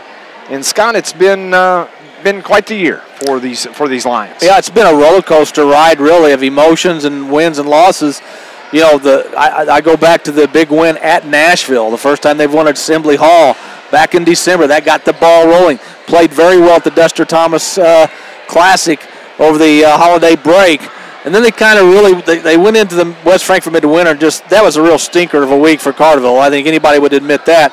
And then from that point, they had some good wins, they had some bad losses. But I really thought they started to come together late in the season. And it took them a while to adjust to Luke Ford not being in the lineup. Players got more playing time because of that. They had to adjust to that. But I was really impressed with the way the Lions played the last 3-4 games of the season, not quitting and finding ways to win close games like Massac last night and at Heron last week. We understand that there's some severe weather in the area. Tornado warning that is issued for northern Jackson County. And from what we understand, a report of a tornado on the ground south of Rockwood, Illinois, over in that area. So keep your radios here on News Radio WJPF. Our First Alert Storm Center will keep you up to date, as will the National Weather Service. We are waiting on head coach Shane Hawkins to join us here on our postgame show. We need to choose our Joe's Lawn Care Player of the Game as well. And I think the other night we did this, and I think we can probably go on and do it. I'd like to give it to our three seniors. They played hard. They didn't quit, and they carried this team this season. Blake Jackson, Taylor Heil, Brendan Beasley. Going to miss those guys. They're all three very good ball players, and can't wait to see what the future holds for all three of them. If they're going to go on and play some round ball somewhere, who knows? I know Blake's a big fisherman. He wants to be out on the lake. But Taylor Heil, I know, has aspirations to play ball. Brendan wants to go on and play ball at the next level as well. And we will always keep you up to date on what our Lions do once they graduate and head off to wherever the future takes them. But here tonight, their high school basketball career comes to a close, 57-42. Our three seniors, Blake Jackson, Taylor Heil, Brendan Beasley, are Joe's Lawn Care players of the game. Rain or shine, sleet or snow, call Joe. Call 534-8148 for Joe's Lawn Care. Joe and Lindsey McCann, proud sponsors and supporters of Carterville Lions. They've been serving Southern Illinois for the past 20-plus years. They do commercial and residential lawn care, landscape maintenance, spring and fall cleanups. They do snow removal, property maintenance, bush hogging, bush hedge trimming, also tree trimming and removal. They do equipment repair. They do it all, and they do it well. We ask you to give them a call, 534-8148. Rain or shine, sleet or snow, call Joe. Joe's Lawn Care, sponsor of our player of the game. And thank you, Joe, for coming on board with us this season. We truly appreciate that. But our seniors, our players of the game. Well, again, my first year here, enjoyed the heck out of it. Enjoyed watching those seniors play. They all went through some forms of adversity, but they all fought through it. They all became, I think, better players and better individuals for it. And I wish them nothing but the best on whatever they choose to do after high school. It was just a lot of fun covering those three this year. They all brought something a little different to the team, and they all did it very well. Still lots of people roaming the floor. I think they're waiting for the players to come out of the locker room. I've not seen one of the players yet, as I'm sure that there's some emotions going on in that Lions locker room and emotions in that Carbondale locker room as well. They advance on. And I really have enjoyed watching and following the Carbondale Terriers this year, the opportunities we've got to see them play, and listening to our buddy Roger Medlin and Brent Jackson next to us, and we will continue to listen to them for the rest of the season as far as that goes for the Terriers. But tonight, it was all Terriers, 57-42, the 15-point lead and win, and they advance on to the regional finals that will be Friday night. We'll have the action, you and I will, here on our YouTube channel. We're going to have tomorrow night's Marion-Benton game on the YouTube. You can watch live. Tomorrow, I'm assuming you can just go on, I'm just saying right now, if you want to search Benton Rangers versus Marion Wildcats regional semifinal, that will be how I'll set that up. But we invite you to come on and join us tomorrow night. Scott and I will have the play-by-play and the video, and that should be a dandy ball game right there. Should be a really good game. Marion, a lot like Carterville, they've had a roller coaster season. Go back a couple of weeks ago, they knocked off Cahokia in double overtime at Marion. Cahokia near the top of the South 7 Conference. The very next night, they make the long trip to Meridian, a 1A school, and the Bobcats knock them off. It's really a microcosm of Carterville's season as well, but Marion has the talent to play with and beat a Benton team. Of course, I've said all along, Benton has to feel like they've got a chip on their shoulder. 27 wins. Hey, you're the number 4 seed, so you're going to have to prove to us that you are worthy of something a little higher. But that should be a good game tomorrow night. The Nashville Hornets beat Pinckneyville tonight, 43-40. That knocks Pinckneyville out. They're done. They're done. And you hear this saying a lot in whatever sport at whatever level. It's hard to beat a good team 3 times. Pinckneyville had knocked off Nashville twice. The last time in overtime, Nashville gets them in the most important of those 3 matches at Nashville tonight. Wow. So the Pinckneyville Panthers season comes to a close in 2A, I believe. Yep. And Nashville will continue. Just goes to show you how big that win was earlier in the season for the Lions against the Nashville Hornets. And we are going to go on and take another break. And when we come back, we're waiting on head coach Shane Hawkins to join us here on our postgame show. 57-42 was the final. We'll continue on our postgame show next on News Radio WJPF.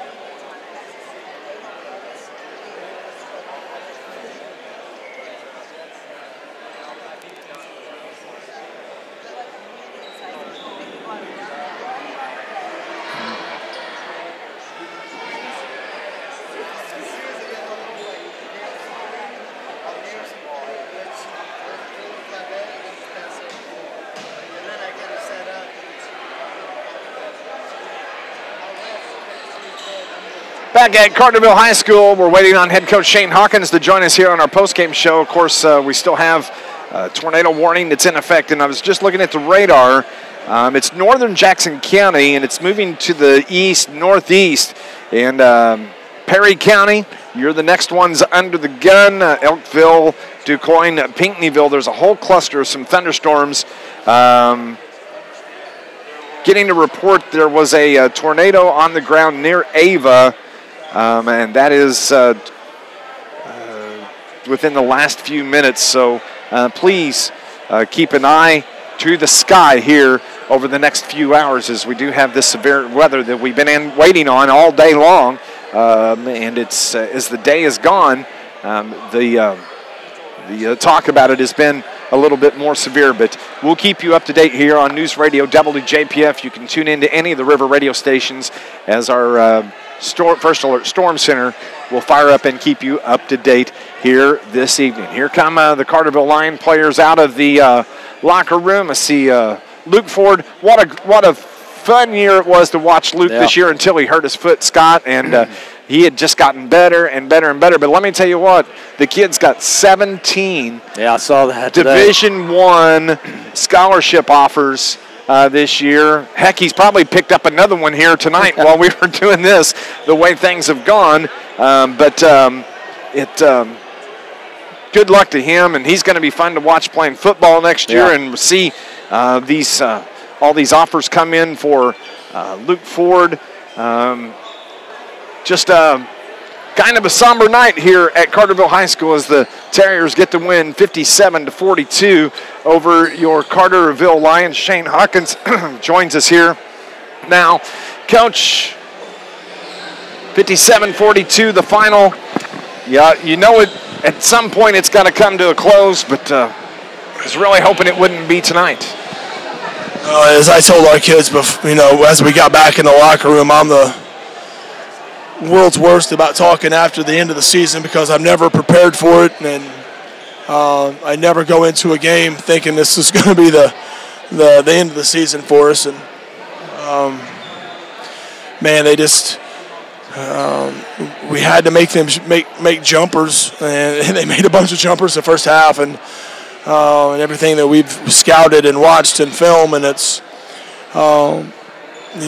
they're so good in transition. They're so good at the rim, and then they just, I think Acree hits 3 threes and Bean hits a couple, and they did it at the beginning. Relaford hits one right off the get-go, and that's the kid we're kind of cheating off of, and he grabs your attention. Yeah, when that one goes in, it's like, we may be in trouble here, and.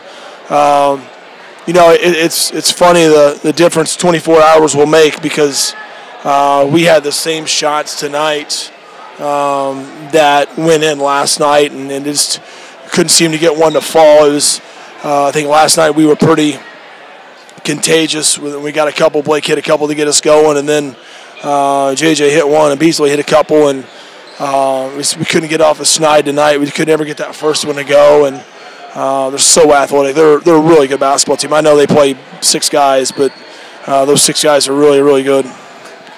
Coach, I was really happy and proud for your ball club in that fourth quarter.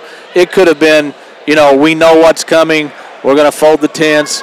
We're just going to take it. But I tell you what, your team fought and clawed it. Almost cut it to a single-digit lead there a little past the midway point of the fourth quarter. But your kids just played hard to the end, and I'm sure as a coach that's got to make you proud. Yeah, and it's just like we kept waiting for that one shot to fall, and it was. I think we had a chance to maybe get it under 10, and you get it to 10, and crazy things happen in this game, and you're dealing with 16 and 17, 18-year-old kids, and but that's a testament to our kids. Is I thought their mindset changed from the beginning of the year. That when things didn't go well for us early, we tended to let the avalanche keep on building. And the last month of the season, I didn't think that was the case. I thought they just kept continuing to fight, and obviously it was a lot more fun last night when they were fighting to hang on and find a way to win, or it was more fun Friday night when they were fighting on to find a way to end at the end, and than it is tonight. But I'm so happy for and proud of our seniors. And I was just going to say, let's talk about your seniors. Yeah, it's they've been through.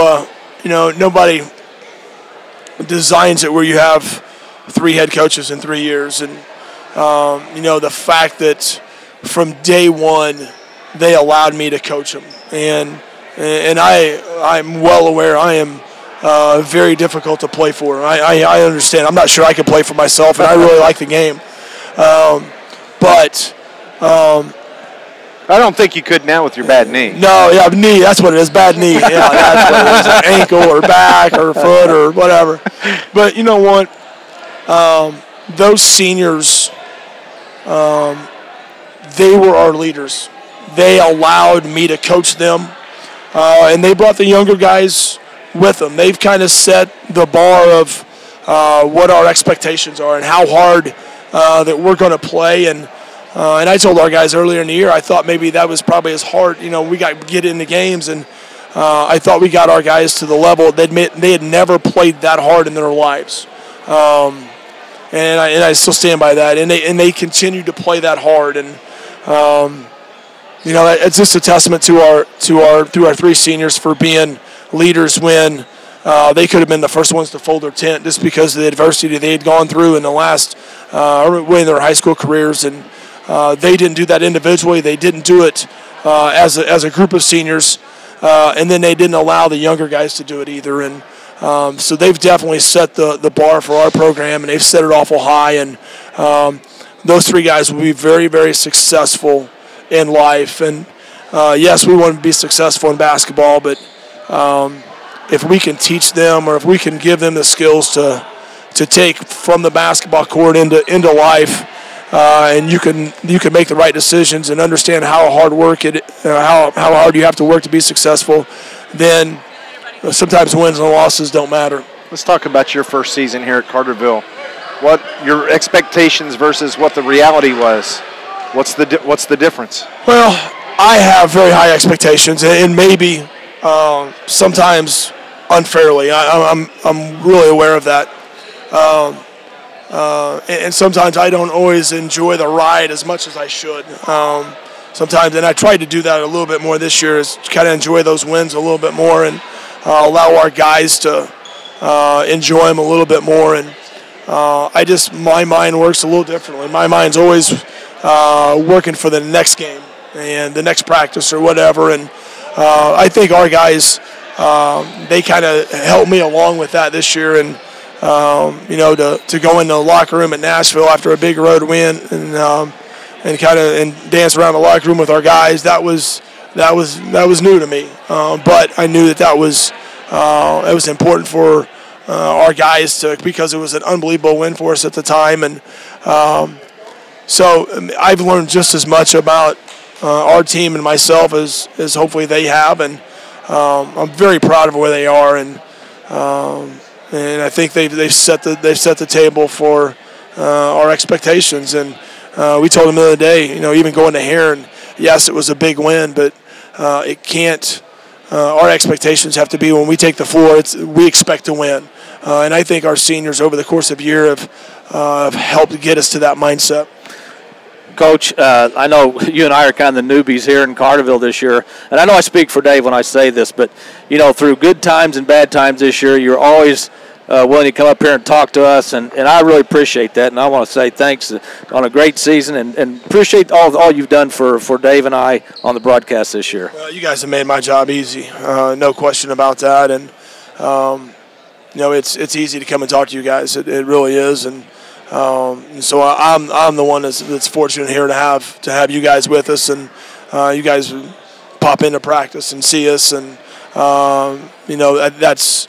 I want this. I want our basketball family. I want it to be a select group, but I also want it to those guys who are close to the program, and obviously we think of you guys as part of our basketball family as well. And I want to thank you guys for all the support you've given me in our ball club throughout the season, and hopefully we've kind of set our level of expectations, and we'll get to work here in a couple of weeks after we get back from spring break, and now we have kind of a mindset of where our program's at.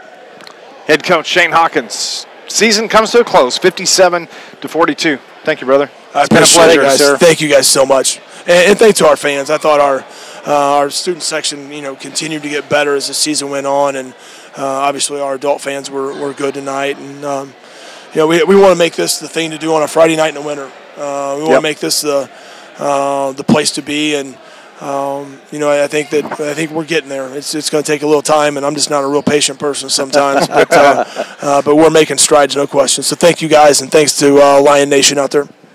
Shane Hawkins joining us on our post-game show. One update weather-wise, we just received word that there's a report of a tornado on the ground at Virgins, moving toward the northeast.